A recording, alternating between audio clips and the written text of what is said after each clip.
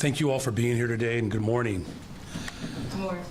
Let me first just express my condolences to the family of former Governor Edgar. His leadership leaves a long-lasting impact on not just the city of Chicago, but the entire state of Illinois.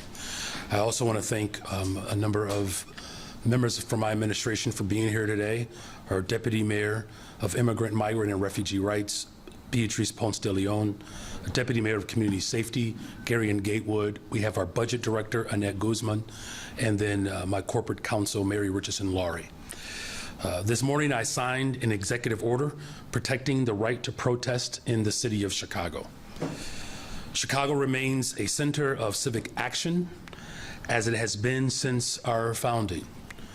Whether it's the abolitionist movement led by Chicagoans like John and Mary Jones, the uprisings for an 8-hour workday in the Haymarket era, the industrial union movement led by the CIO, the women's rights movement, the civil rights movement, and other collective actions over the last 2 centuries. As history shows us, these peaceful protests have been a true catalyst for social change.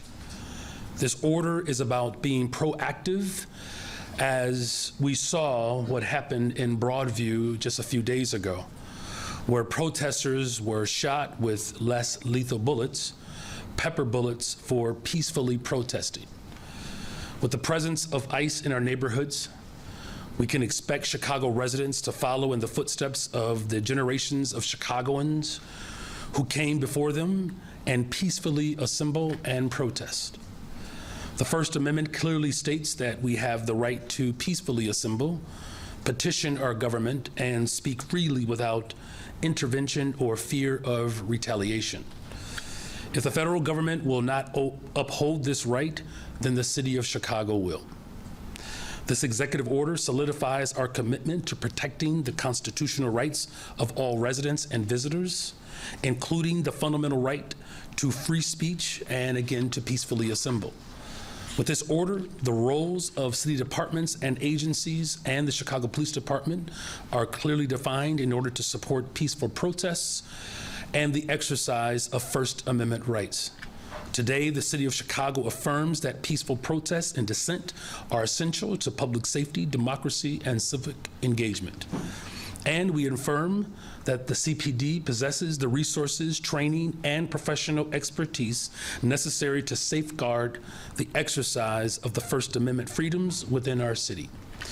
This executive order is part of our Protecting Chicago initiative, a cross-departmental effort to protect our residents' constitutional rights and defend our democracy.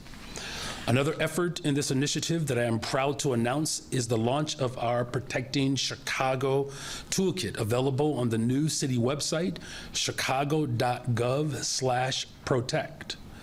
Designed to provide residents streamlined updates of any federal intervention as well as centralized resources. This website is an expansion of the Mayor's Office of Immigrant, Migrant, and Refugee Rights' successful Know Your Rights campaign. The resources from the Know Your Rights campaign can be found on this website, in addition to resources that will help residents plan for peaceful protests, stay informed of their rights, and there is information on previous executive orders which affirm the CPD will remain locally controlled. The city of Chicago will continue doing everything in our power to protect communities and ultimately defend our democracy. The website, again, is chicago.gov/protect, and I encourage our residents to remain informed, civically, peacefully engaged. Lastly, I'm sure all saw that the Finance Committee unanimously approved our global settlement for the Watts case. This is about 2 things. 1, justice for survivors of torture and abuse by those who have been charged with keeping us safe. As all of you may remember, I included funding in our first budget for a monument in Chicago to honor the survivors of police torture. So this is a long-standing commitment of mine. It's not enough to just push for constitutional policing today. We also must rectify the crimes of the past and that starts with justice for the victims. And in this instance, we're talking about 170 cases and 204 years of custody. 2 centuries in custody is what we're talking about. And secondly, this is, of course, about protecting the taxpayers. As much as we can, we have to do that. And this is a good deal for the people of Chicago, and it's a fair deal for the survivors of these crimes. And that is why I instructed our corporation counsel to pursue this strategy, and I'm glad that the city council agrees with our approach. And finally, I want to congratulate, again, we have another grandparent amongst us, reporter Fran Spillman, on becoming a brand new grandmother on Sunday, and so we wish her and her entire family all the best.